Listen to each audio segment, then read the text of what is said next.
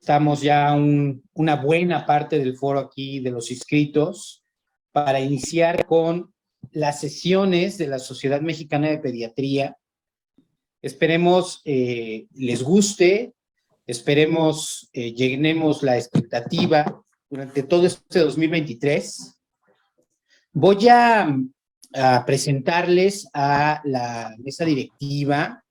Vamos a ver quién está por aquí, pero pues como ustedes saben, acaba de haber elecciones en la Sociedad Mexicana de Pediatría y pues tenemos una nueva mesa, quien va a estar trabajando, estaremos trabajando para pues generar la actividad académica propia de la sociedad.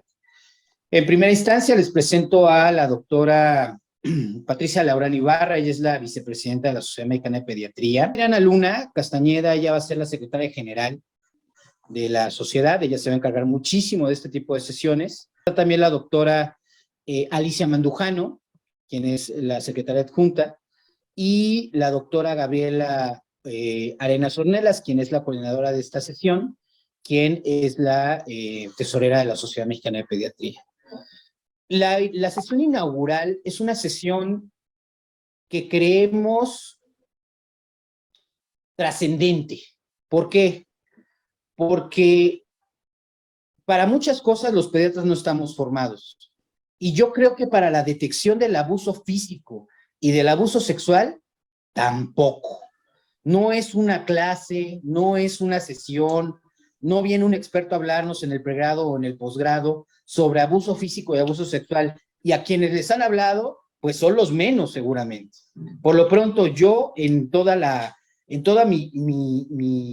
mi estudio de pediatría, nunca he recibido una clase como estas y tuvimos el agrado de encontrarnos a la doctora Patricia Solís en el Congreso de la Sociedad Mexicana de Pediatría pasado, y tenemos la gran intención de tener una línea de acción, una línea académica sobre abuso físico y abuso sexual en el marco de nuestras sesiones y en el marco del siguiente Congreso. Se las voy a presentar para no llevarnos ya más tiempo e irnos a la plática como tal. La sesión es de banderas rojas para la detección del abuso físico y el abuso sexual. La doctora Patricia Solís Iniesta es médica pediatra y egresada del Instituto Nacional de Pediatría. Ella tiene un posgrado de alta especialidad en medicina por la UNAM, adscrita a la Clínica de Atención Integral de Maltrato Infantil con sede en el INP, el Instituto Nacional de Pediatría, certificada por el Consejo Mexicano de Pediatría, miembro de la Asociación del Instituto Nacional de Pediatría, una asociación hermana a la Asociación Mexicana de Pediatría, miembro de la Sociedad Mexicana de Pediatría, miembro de la Sociedad Médica del Centro Médico ABC y actualmente cursando el diplomado para la prevención de la violencia y criminalidad por el Instituto de Investigaciones Jurídicas de la UNAM. Doctora, muchísimas gracias y no sé si quiera que presente de una vez a la doctora Corina. Sí, de una vez para seguirnos ya en las ponencias. De acuerdo, entonces la acompaña la doctora Corina García Piña. La doctora Corina es médica cirujana por la Universidad Michoacana San Nicolás de Hidalgo, allá en Morelia, especialidad en pediatría por la UNAM, alta especialidad en atención integral al maltrato infantil por la UNAM, diplomado en desarrollo psicosexual infantil, Asociación Mexicana para la Salud Sexual, diplomado en atención de casos de violencia sexual contra niños, niñas y adolescentes de la Comisión Nacional, de la Comisión de Derechos Humanos de la Ciudad de México, miembro numerario de la Academia Mexicana de Pediatría, autora de artículos publicados en revistas médicas y capítulos de libros sobre tópico de maltrato infantil, coordinadora de la Clínica de Atención Integral de Maltrato Infantil del Instituto Nacional de Pediatría, coordinadora del Grupo Académico para Estudios de Género del Instituto Nacional de Pediatría, tutora de tesis de especialidad en pediatría en temas relacionados con maltrato infantil y actualmente cursando el diplomado para la prevención de la violencia y criminalidad del Instituto de Investigaciones Jurídicas de la UNAM.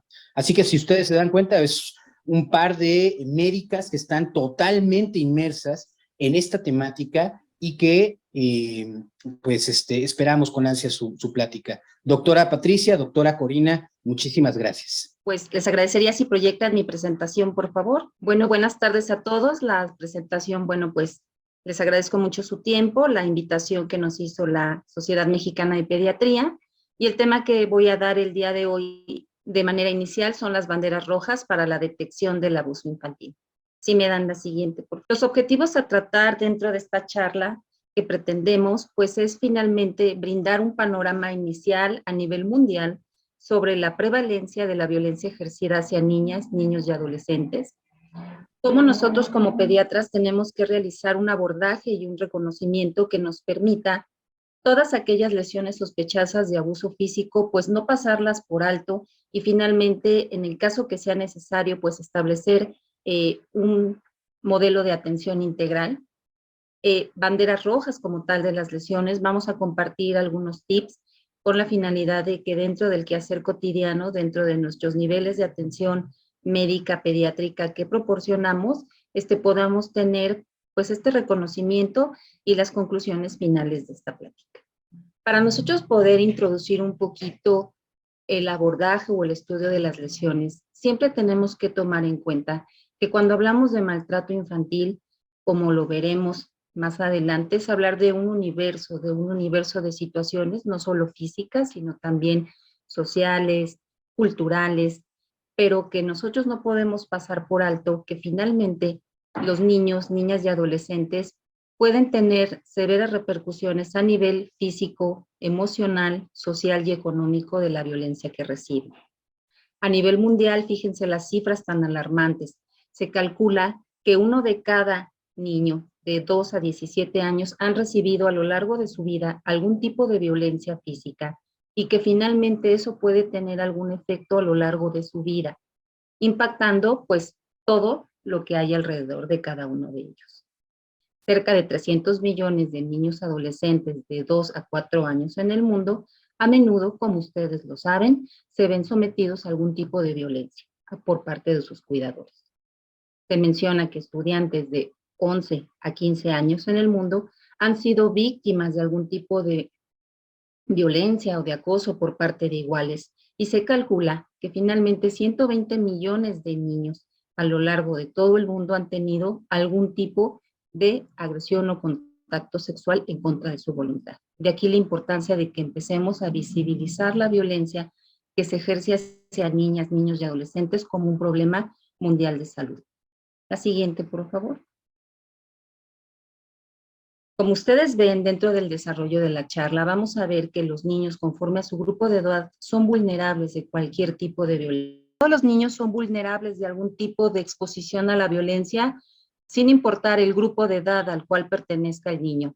Esto es muy importante, ya que finalmente podemos hablar de que el riesgo de que se presente cualquier tipo de violencia siempre va a estar latente, variando los diferentes tipos de maltrato que conocemos y que finalmente pueden ser víctimas nuestros pequeños a cualquier edad, llegando incluso a la adolescencia, a la edad adulta, con riesgo importante de cometer agravios contra su persona. Se habla del suicidio o incluso conductas de alto riesgo como pudiera ser el homicidio.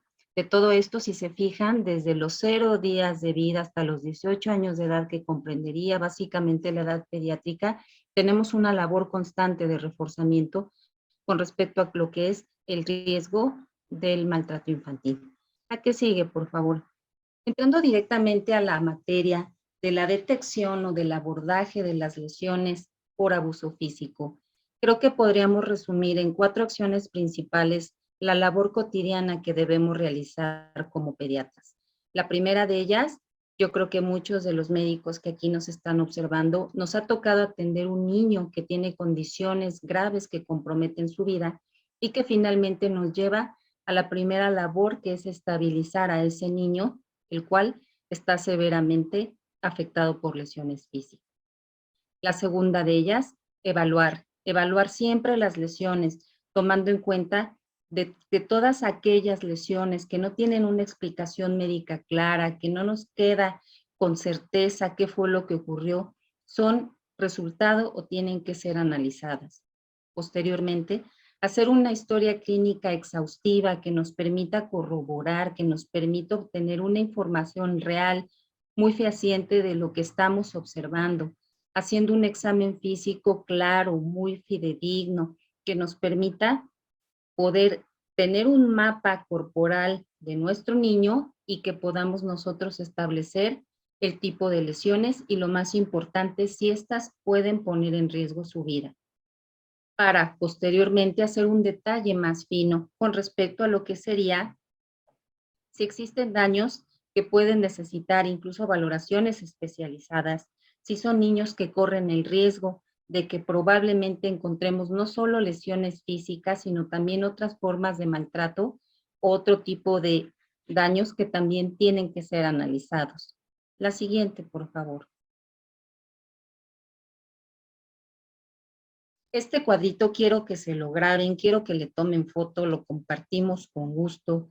Estos son, creo que, los principales 7 puntos que les pedimos que tomen en cuenta cuando ustedes están haciendo el abordaje de un niño, niña o adolescente que sospechan de probable maltrato.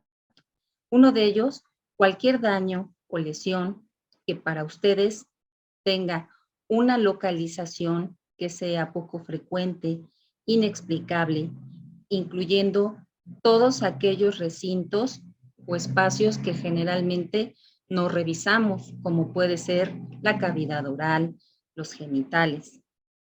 2. Lesiones múltiples en órganos y sistemas que ponen en riesgo la vida del niño.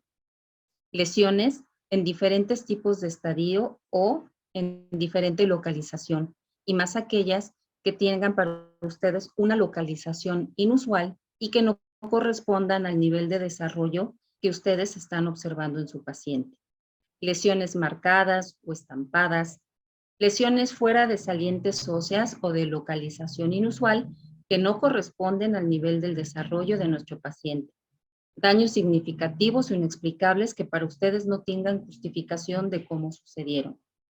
Y aunado a la evidencia adicional de todas aquellas lesiones que puedan haber sido resultado de una nula supervisión, baja supervisión o ausencia de cuidadores, que también es uno de los elementos que siempre tomamos en cuenta para poder evaluar. La que sigue.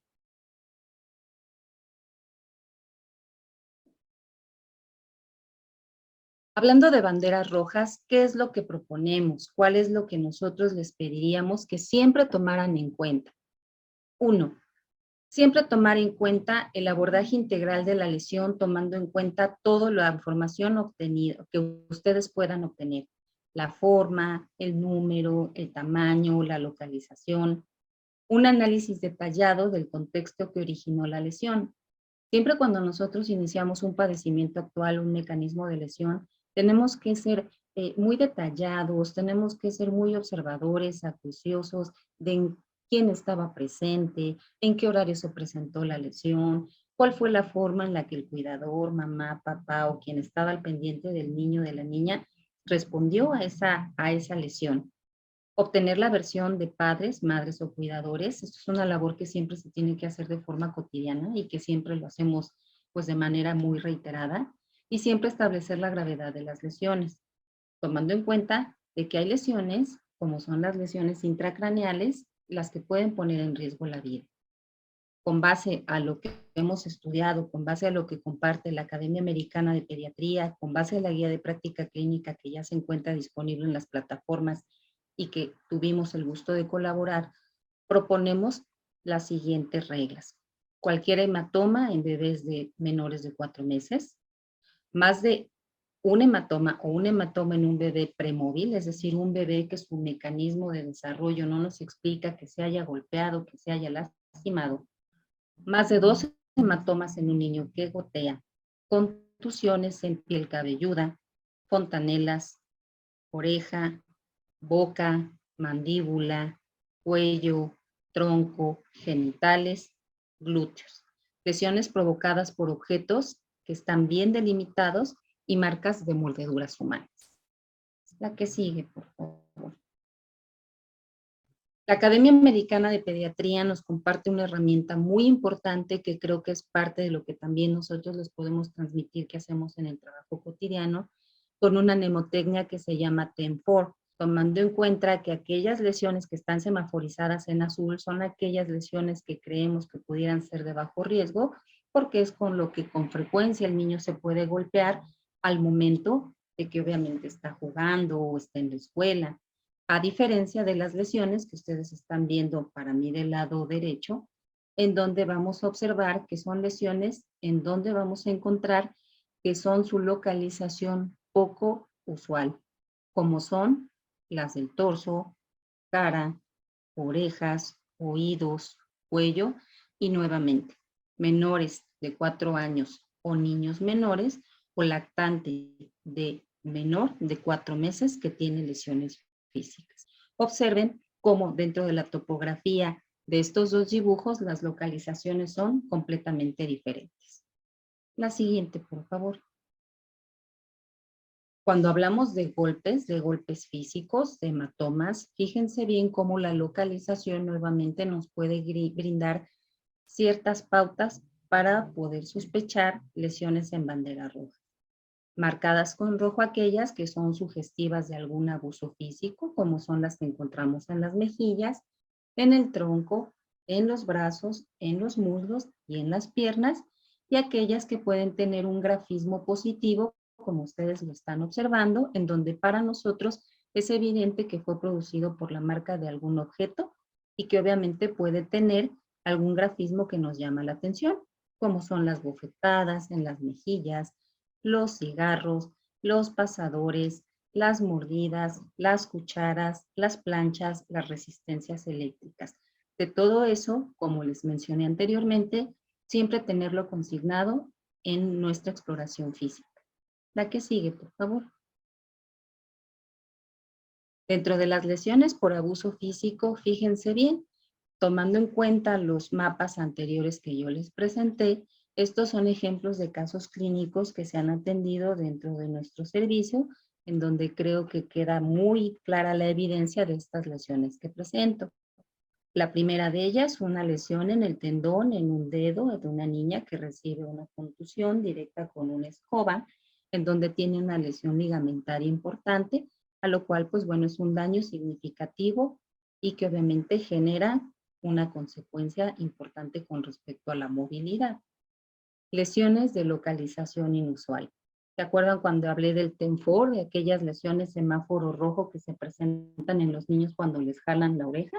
Pues bueno, ustedes pueden observar que esa parte de la oreja aparece pues con un hematoma. Lesiones estampadas o marcas. Lo mismo, en el mapa que hablamos, la diapositiva anterior, todas esas lesiones que se presentan por jalar o forzar a los niños.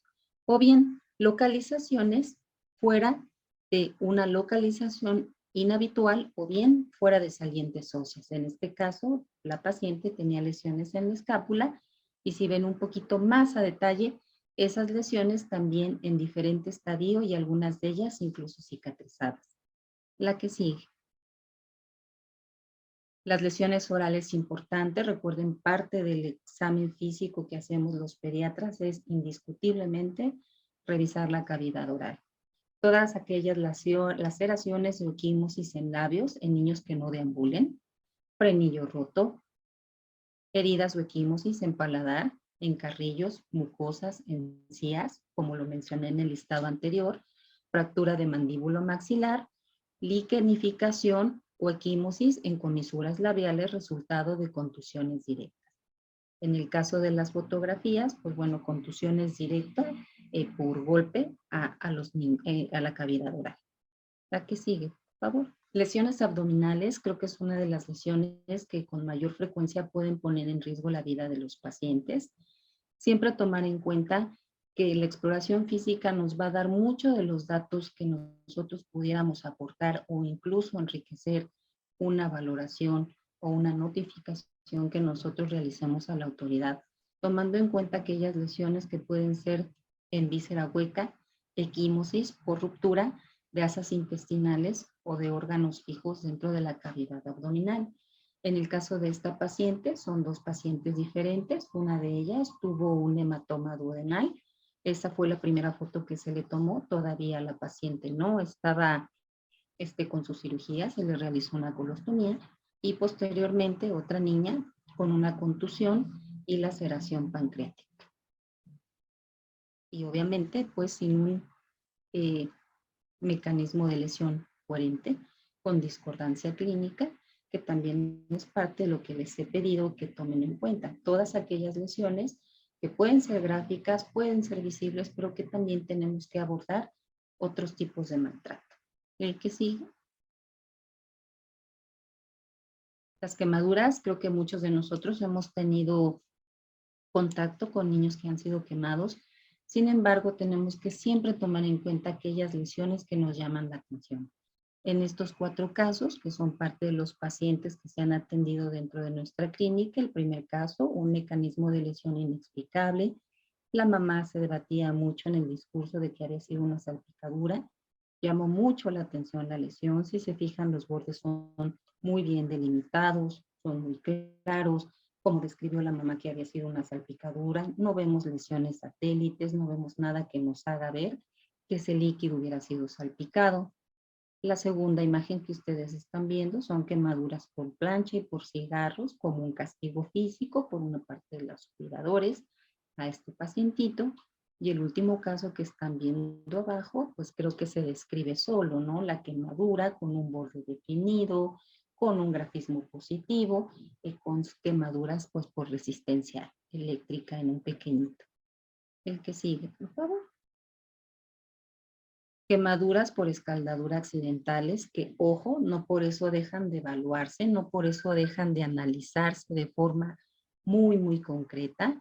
Estamos hablando de 3 casos diferentes. Una niña que se le abre la olla express y que obviamente pues sale el alimento caliente y que bueno, las lesiones son completamente salpicadas. Obviamente la olla de presión se abrió. Posteriormente otro niño también que sufre una quemadura por escaldadura y este otro pequeñito en donde, bueno, se voltea la cacerola con el agua caliente cuando se está metiendo a bañar. Algo que es importante compartirles y que me parece muy importante es que siempre se tiene que hacer una valoración individualizada de las lesiones y sobre todo buscar datos asociados a negligencia, porque pueden ser resultado también estas lesiones de una baja o nula supervisión. La que sigue, por favor. Las fracturas, siempre importante. Creo que parte de los que nos dedicamos a la actividad hospitalaria dentro de nuestro trabajo, observamos con mucha frecuencia las fracturas.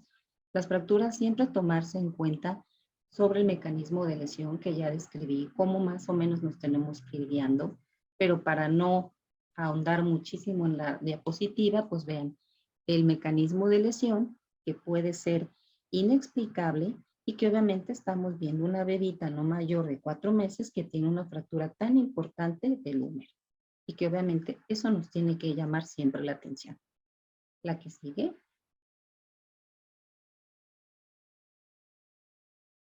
Agoté mi tiempo, pero bueno, quiero comentarles que está disponible en red esta guía de práctica clínica, la cual pues participamos una servidora y la doctora Corina García, mi compañera, en su elaboración, en conjunto también con lo que ya finalmente la Academia Americana de Pediatría nos había proporcionado como un primer avance de lo que sería el abordaje de las lesiones físicas y finalmente que ustedes sepan que el abordaje interdisciplinario de cualquier tipo de maltrato infantil creo que es la mejor forma de poder abordar cada caso. Si me dan la siguiente, por favor. ¿Cuáles serían mis conclusiones finales? Pues bueno, creo que al pediatra le toca una labor muy importante con respecto al reconocimiento de todas las lesiones y que finalmente, pues bueno, es parte de lo que tenemos que hacer día a día. La valoración interdisciplinaria con equipos especializados en maltrato infantil nos permite llevar a cabo una valoración un poco más sensible, un poco más humana, incluso inteligente de este tipo de casos y que obviamente podamos apoyar a los niños que sufren cualquier tipo de violencia. Obviamente tocar, y es parte de lo que a lo mejor más adelante quisiéramos proponer, que nosotros como pediatras día a día tenemos que estar cada vez más empapados de la legislación que se encarga de proteger a niños, niñas y adolescentes. Es una necesidad saber que los niños son sujetos de derecho y que tienen dignidad como seres humanos. Y fortalecer siempre en cada plática, en cada sesión, en cada paciente que nosotros veamos como pediatras, pues el buen trato hacia los niños, niñas y adolescentes. La siguiente. Les agradezco por mi parte muchísimo su atención, también hacerles una amable invitación y un recordatorio, comentándoles que en la página del Instituto Nacional de Pediatría tenemos disponibles seminarios que van a ser con frecuencia, creo, de cada 2 meses, cada mes. Revisen la página de forma rutinaria para poder tener acceso a los cursos y talleres que da el instituto con respecto a los temas que creemos que pudieran ser de mucha utilidad para la atención de nuestros pacientes. Y bueno, por último les dejo mi correo y les agradezco muchísimo su atención. Gracias. Muchas gracias, doctora Patricia Solís, por su plática, y pues pasamos directo con la doctora Corina García.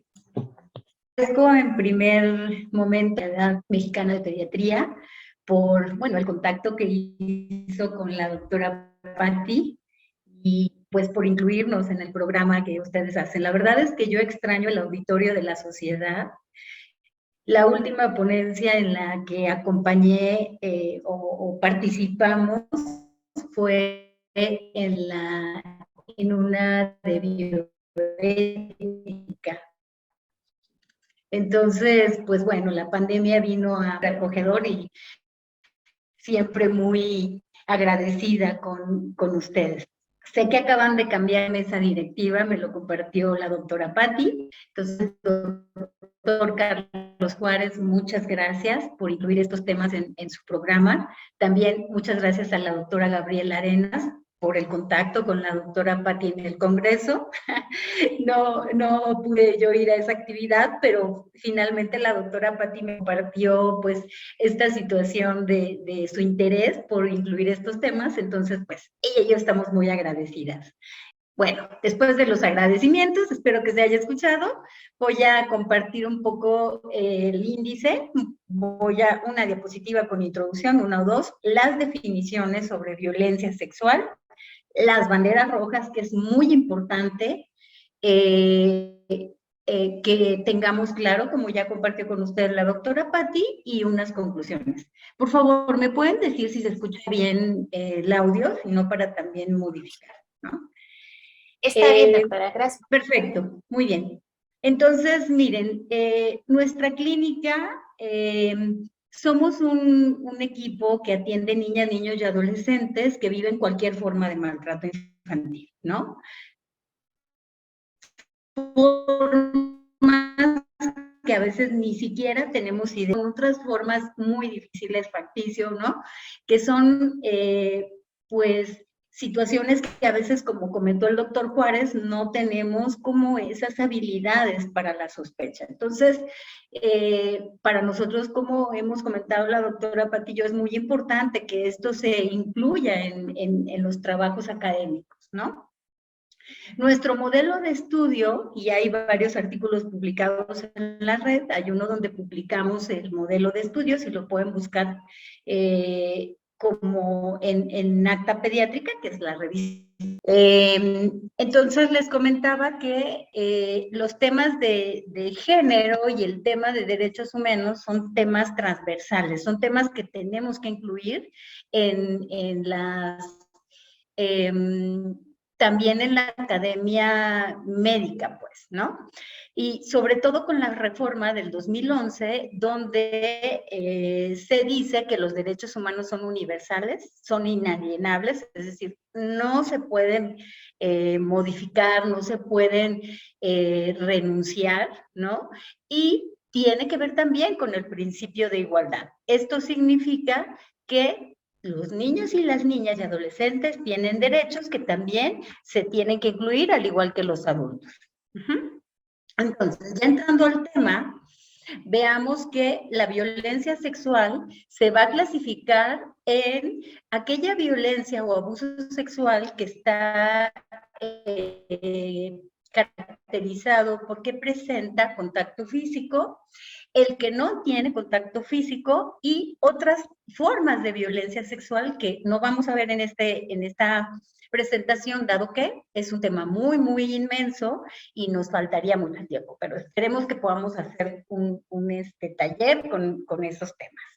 Bueno, en relación al abuso sexual, es importante que tengamos claras 3 cosas. Número 1, que son contactos en un contexto sexual, en cualquier parte del cuerpo.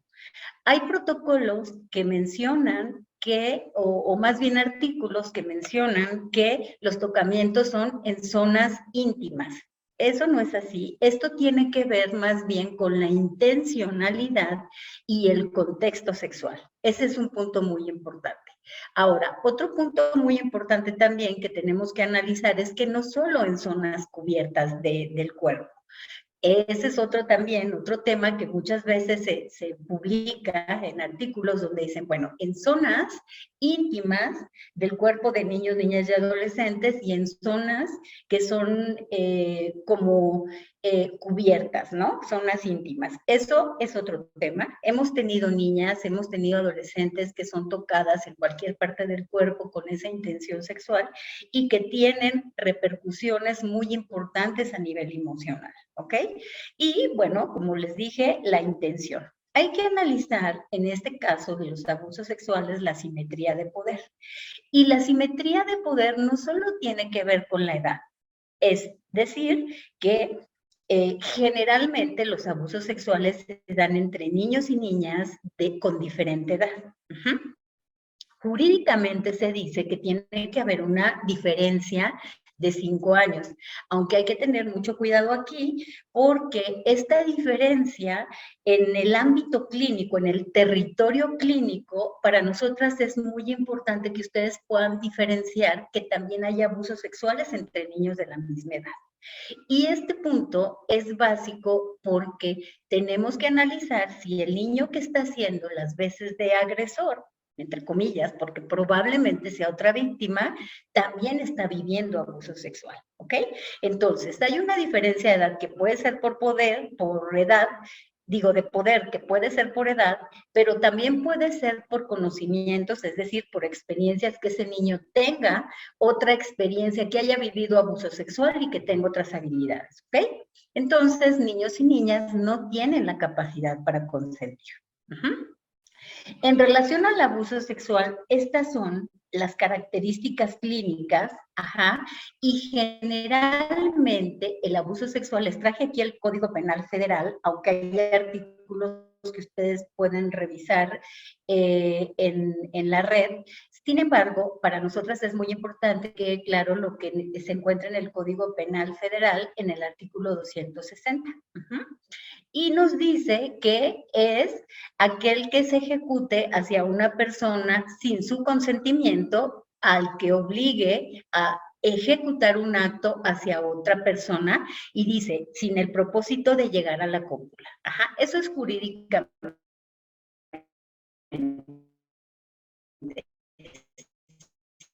Sin embargo,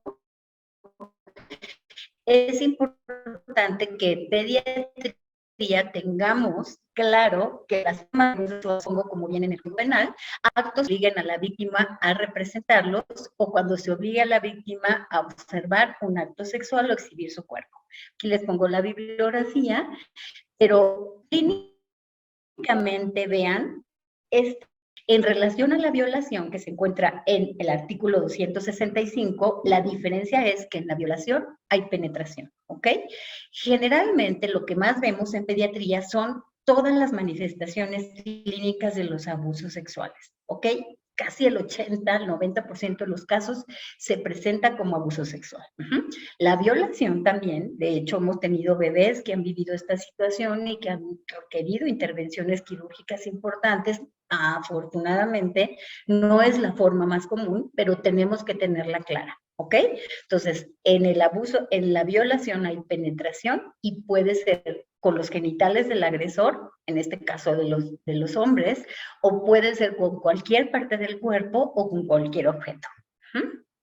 Entonces, dentro de la gama de manifestaciones clínicas del abuso sexual sin contacto físico, pero que también son consideradas traumáticas para niñas y niños, encontramos el exhibicionismo, las miradas lascivas en contexto sexual, exponer los genitales, o masturbarse frente a los niños, niñas y adolescentes, utilizarle para material pornográfico, tomarles fotos o filmarles, hacer que vea pornografía o que esté expuesto a la sexualidad de los adultos. Hemos tenido niños y niñas que están expuestos a esta sexualidad de los adultos y que empiezan con manifestaciones de abuso sexual.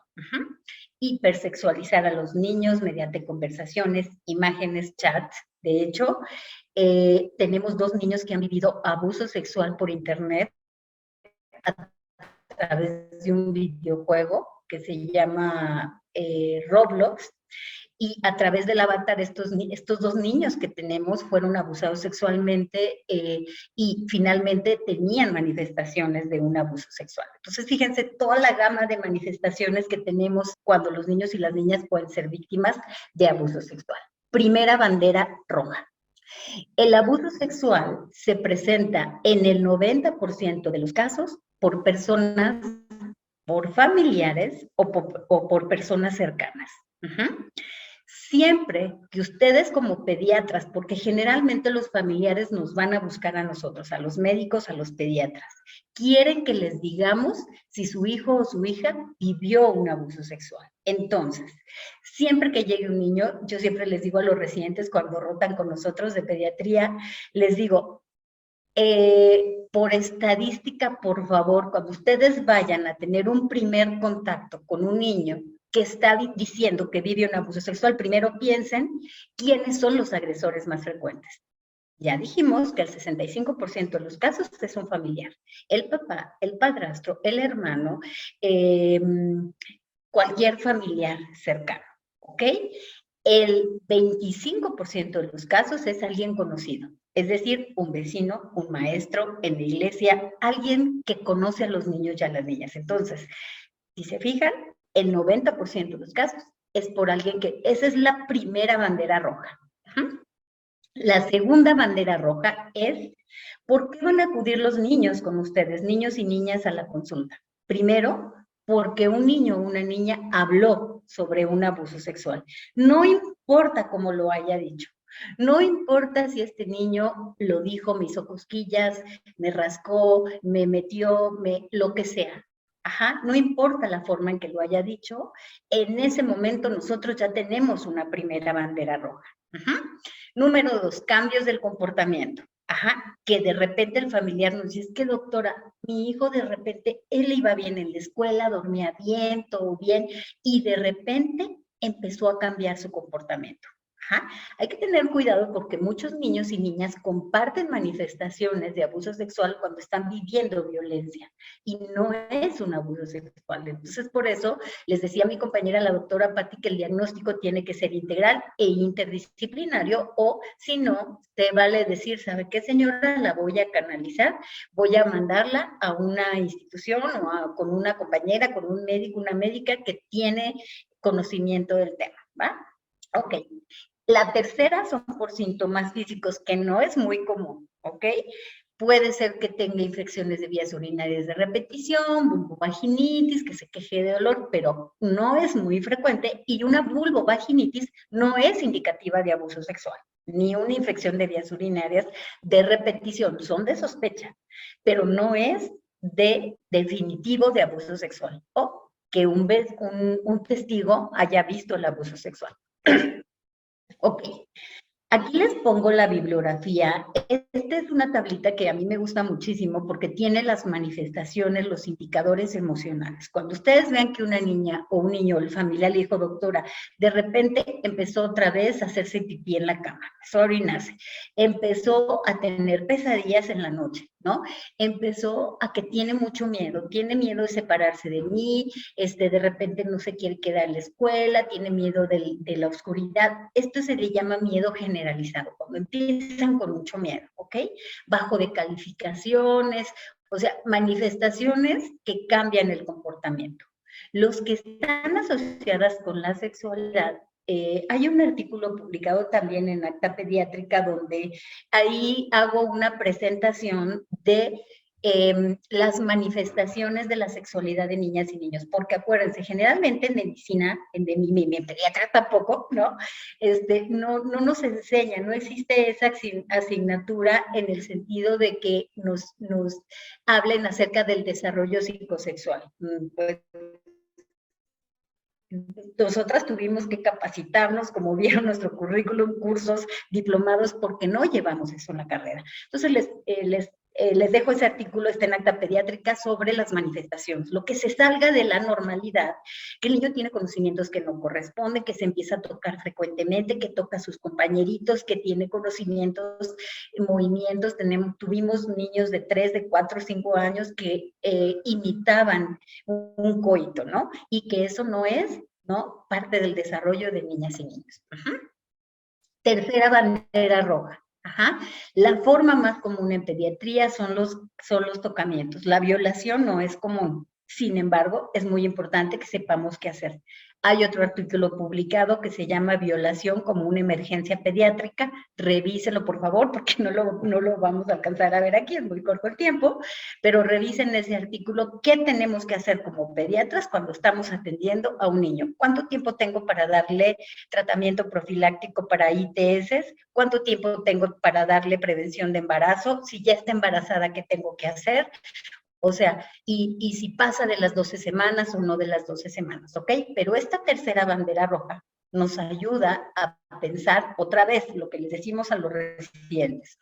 Cuando ustedes atiendan a un niño, piensen dónde está el agresor más frecuente y cuál es la forma más frecuente de abuso sexual, que son los tocamientos u otras formas que no involucran el contacto físico. Entonces, ¿qué esperas encontrar? ¿Qué esperas encontrar en la exploración física? Generalmente nada. Pero eso no descarta un abuso sexual.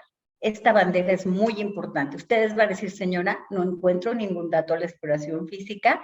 Sin embargo, eso no descarta el abuso sexual. La niña está diciendo algo o el niño, hay que hacerle una valoración más profunda. Bueno, ya para ir terminando, la cuarta bandera roja, generalmente cuando un niño o una niña habla de abuso sexual, no está mintiendo. Esto tiende a decirse los familiares, no, doctor, es que miente mucho, ¿no? Es preferible muchas veces para la familia pensar que está mintiendo, pensar que se lo inventó, a abrir una situación que generalmente pues va a desestabilizar, va a romper, etcétera, van a ocurrir muchas cosas. Pero si nosotros guardamos silencio, el abuso sexual se perpetúa. Esto es sobre que los niños y niñas no mienten porque no forman parte de su desarrollo. Quinta bandera, sobre el rechazo. Generalmente se piensa que los niños y las niñas le tienen miedo al agresor, y eso sí puede ser. Hay muchos niños y niñas que le tienen miedo. Sin embargo, es nuestra obligación decirles que los niños y las niñas que no tienen miedo, que no rechazan al agresor, puede ser porque este agresor haya creado un vínculo o ya tenía un vínculo. Acuérdense que son personas muy cercanas. Entonces, no siempre los niños y las niñas rechazan al agresor. Hay niños y niñas que cuando ya vieron que se abrió el abuso sexual, que hubo una movilización, que se rompió la familia, que el agresor puede ser que haya ido a la cárcel, ¿no? Porque sí tenemos afortunadamente algunos que notificamos, ¿no? De los que notificamos que sí tienen este fin de irse a la cárcel, otros están en proceso, etcétera. Pero generalmente cuando los niños y las niñas o adolescentes ven todo lo que se abrió y todo lo que se movió en la familia, es probable que estos niños y niñas se retracten, porque los culpabilizan, porque ven todo lo que ocurrió, porque piensan que las amenazas que le hacía ese agresor se están cumpliendo. Sin embargo, tuvimos una adolescente embarazada que la mandamos a perinato para interrupción legal del embarazo. Ella al principio, cuando llegó a urgencias, dijo, y no sé, a los 2 o 3 días, cuando vio todo lo que se movió, ella dijo, no, es que me equivoqué, doctora, no es cierto, mentí, no era. Entonces, ahí nosotros siempre estuvimos muy atentas y en ese caso, el agresor está en la cárcel.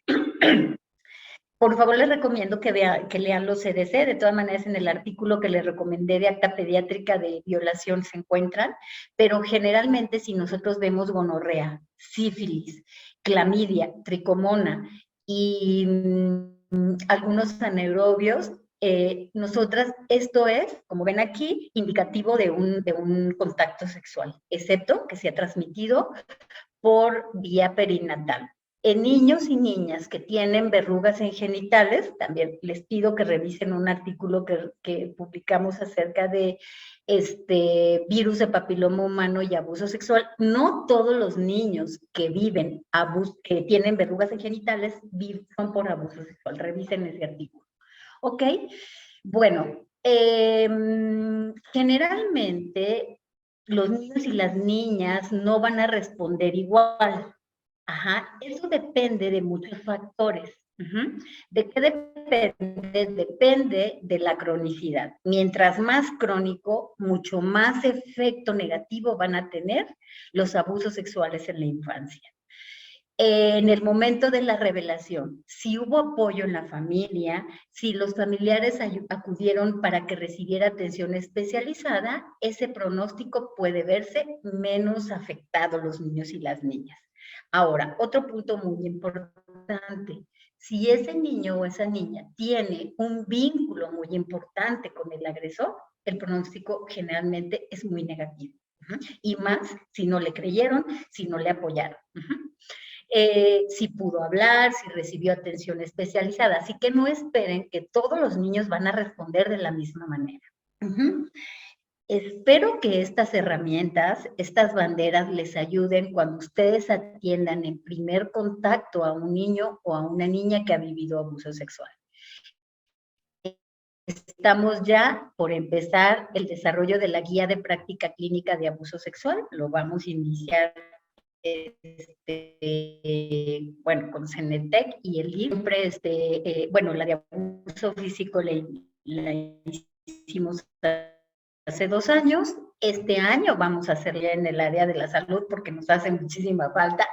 Hemos visto muchos casos muy, muy revictimizados cuando acuden a urgencias, cuando acuden con los residentes, que llega un residente que lo entrevista, que lo revisa. Hay indicaciones muy importantes y formas muy importantes de revisar a niños y niñas que han vivido una violencia sexual. En los artículos que les comenté, tienen algunas estrategias, pero también cuando tengamos la guía la compartimos con ustedes. Tenemos las actividades de la 8ª campaña de prevención del maltrato. Vamos a hablar acerca de prevención de abuso sexual. Vamos a hablar, la doctora Patti va a hablar también de una guía de desarrollo, va a hablar de buen trato. Yo voy a hablar de prevención de embarazo en adolescentes y cómo jurídicamente nosotras podemos hablar de este tema con las adolescentes. Hoy precisamente con la doctora Patti vimos una adolescente con cáncer germinal, bueno, ya en vigilancia, pero embarazada, ¿no? Entonces, en serio, necesitamos una campaña muy importante de prevención de embarazo en adolescentes, ¿no? Y hay que pensar siempre que pudieron haber sido abusadas sexualmente. Estas van a empezar en febrero, ¿ok? Y van a estar en plataforma. Después con el doctor Juárez les mandamos los datos para que puedan ingresar. Y tenemos un congreso cada año que será en mayo. Les dejo también mi correo. Estamos la doctora Patti y yo para servirles en la clínica y quedamos atentas para las preguntas. Muchísimas gracias por estar con nosotros. Le voy a hacer algunas preguntas. Sí. Me preguntan dónde canalizar a los pacientes. Ya dejé de compartir la pantalla, ¿verdad? Bueno, antes que nada, gracias. Lamentamos las fallas técnicas que se pudieron haber tenido por la tecnología que nos jueguen contra a veces. Lo que siempre proponemos, bueno, es que finalmente, ya una vez de que ustedes tienen una alta sospecha de que el niño puede estar sufriendo algún tipo de abuso, primeramente que nada, iniciar esta valoración especializada y hacer uso de aquellas instituciones que nos pueden también a nosotros como pediatras apoyarnos. ¿Cuál sería una de ellas? Primero que nada, pues nosotros podemos ser un centro de referencia que finalmente pueda servir, pero finalmente creemos que es importante que puedan así acompañarse de las instituciones como pudiera ser el DIF, porque finalmente, como les comenta la doctora, el niño puede estar en riesgo. Y obviamente tenemos la obligación de poder saber dentro de cada caso si el niño, con base al riesgo que establecimos, si requiere incluso otras medidas. Vi que preguntaban en el chat de que si el paciente está dentro del medio privado, es decir, no pertenece a una institución de gobierno y fuera difícil poder tocar con los papás la posibilidad de cualquier abuso, ¿de quién podemos recurrir? Creo que todas las personas que hemos ejercido de alguna forma dentro del ambiente privado, también estamos obligados a decirlo al área jurídica y que obviamente decir que estamos frente a la posibilidad de un maltrato y que obviamente contamos con elementos para poder notificar. La notificación es un instrumento valioso que tenemos los médicos para que nosotros demos aviso de cualquier lesión o cualquier acontecimiento que a nosotros desde nuestra práctica clínica está resultando inusual, que finalmente a ustedes, a nosotros nos queda la duda y que necesitamos el apoyo de la autoridad, que es ahí cuando les comentamos nosotros que las valoraciones tienen que ser inter y multidisciplinarias de ser posible, porque finalmente nosotros somos un área médica, pero un área médica que conoce o que sabe los fundamentos legales que rigen los cuidados y los derechos de los niños. Eso también creo que permite dar consistencia, da solidez cuando nosotros decidimos notificar a la autoridad. No sé si hubiera alguna duda al respecto o si quisiera comentar algo más, doctora Cori. Sí, solo nada más, el equipo, somos la doctora Pati y yo, tenemos una trabajadora social, entonces la verdad es que sí se nos complicaría en el sentido de que nos enviaran a los pacientes, perdón por mi gatita, pero lo que nosotras sugerimos es que podamos tener sesiones vía Zoom y poder organizarnos para hacer recomendaciones. O sea, sí creemos que tenemos que implantar células, hablando desde el punto de vista médico, donde sean capacitados para atender maltrato infantil. Y nosotras estamos abiertas para capacitar sin ningún problema. Sí, pueden por favor repetir la cuarta bandera. ¿De abuso sexual? ¿O de la doctora Pati? De abuso sexual. Perfecto, claro que sí. A ver, vamos a ver qué pusimos en la cuarta bandera. Ay, y les dan muchas felicitaciones. Gracias. Sobre la versión, perfecto, claro que sí, sobre la versión. Les comentaba acerca de la versión que generalmente niños y niñas no, cuando un niño o una niña hable sobre abuso sexual, generalmente ellos y ellas no mienten. Cuando han podido hablarlo, porque a veces pueden pasar años sin que no hablen, pero cuando han podido hablarlo, lo van a decir como ellos puedan. No esperemos que lo digan como los adultos. ¿A qué hora pasó? ¿Qué estabas haciendo? ¿Por qué no me dijiste? A ver, cuéntame, ¿qué hora era? Niños y niñas no tienen la estructura para poder determinar todas esas cosas. Entonces, siempre que hablen, hay que creerles. Esa es la cuarta. Dado que no forma parte de su desarrollo, les decía, o sea, no es algo que digan ustedes, bueno, los niños hablaron de que los tocaron porque pues el niño ya sabía, no. Lo dice porque lo está viviendo o porque lo vio o porque está expuesto a pornografía, que es una forma de abuso sexual, ¿ok? Sí. ¿Y dónde se pueden inscribir en la campaña? Y si ustedes pueden proporcionarle los artículos que acaban de mencionar. ¿Sí? ¿A dónde se los mando? Yo creo que a Sociedad Mexicana de Pediatría. Ok. Y ya que nos los pidan a través del correo, estaría muy bien. Sí, doctora. Tenemos actividades, perdón que interrumpa, tenemos actividades permanentes todo el año sobre nuestra octava campaña sobre buen trato a niñas, niños y adolescentes. y tratamos de enfocar el contenido de nuestras charlas con respecto a los temas principales, ¿no? De atención pediátrica, como comenta la doctora Cori, pues tenemos el tema de abuso sexual, tenemos el buen trato, crianza con buen trato, eso es algo que recientemente implementamos y que creo que es parte fundamental de la labor pediátrica, que nosotros como pediatras nos acerquemos a los papás, a los cuidadores y les digamos, este es el área crítica del desarrollo, esto es lo que el niño más frecuentemente nos va a pedir, identificar las crisis de llanto, la separación pues del objeto de transición, todas estas cosas, ¿no? Que a menudo vemos en las consultas de pediatría y que creo que es parte fundamental de nuestro quehacer cotidiano. También tenemos un congreso anual en donde obviamente este año va a ser excelente. La doctora Corina pensó en el abuso sexual infantil y creo que también va a tener así que están cordialmente invitados todos a que nos puedan acompañar. Y cualquier actividad que nosotros hagamos siempre la compartimos dentro de la página del Instituto Nacional de Pediatría.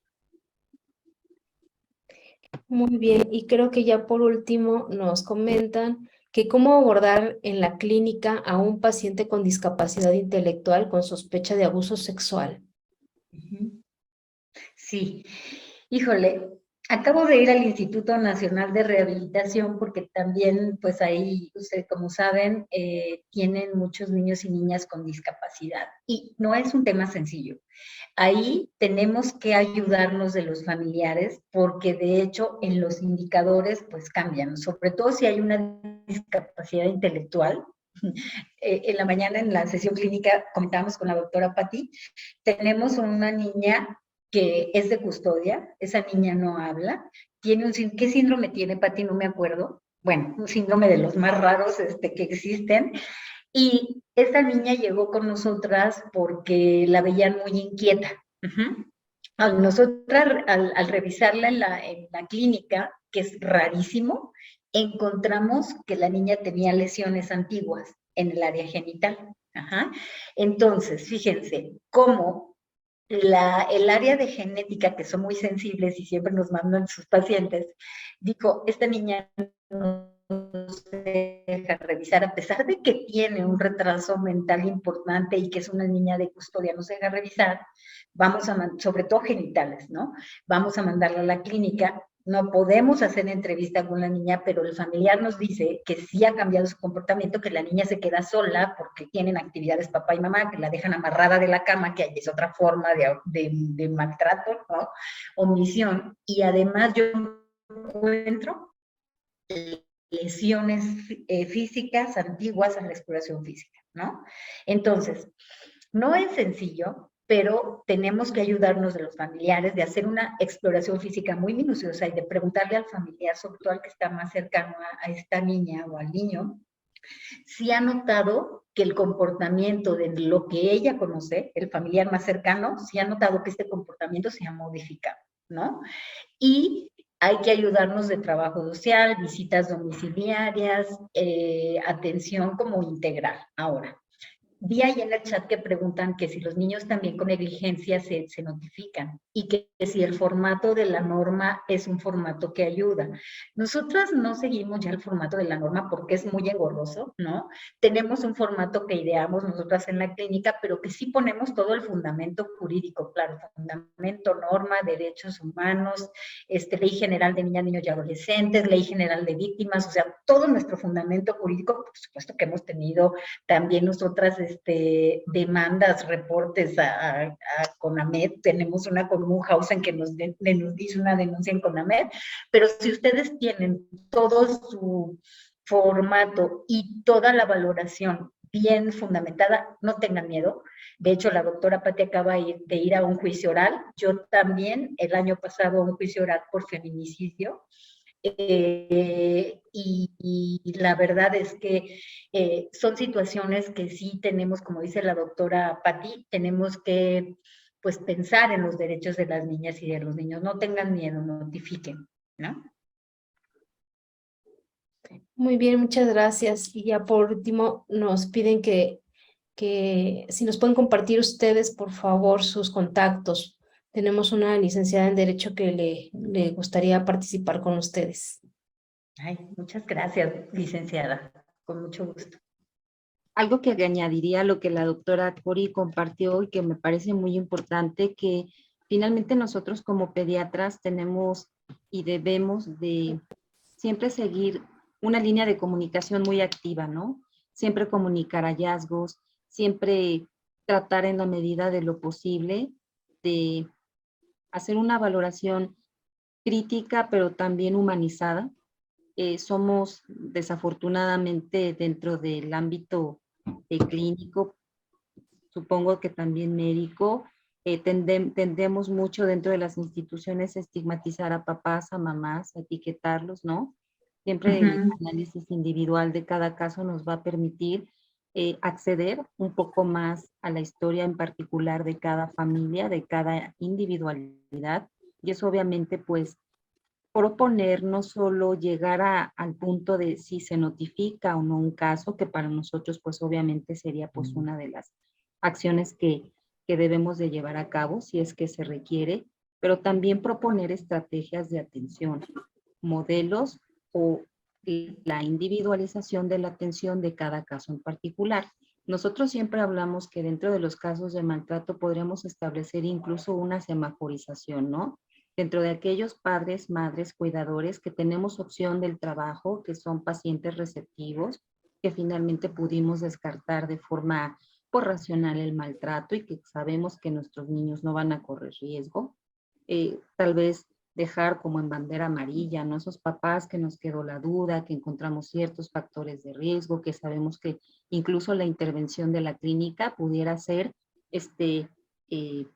pues motivo, ¿no? De conflicto muchas veces con los papás. Para los papás no es fácil saber que están cometiendo acciones que puedan correr en riesgo sus hijos, hasta llegar pues a los casos en semáforo rojo, que son los que la doctora Corín y yo les comentamos que se tienen que notificar en función del bienestar del niño, ¿no?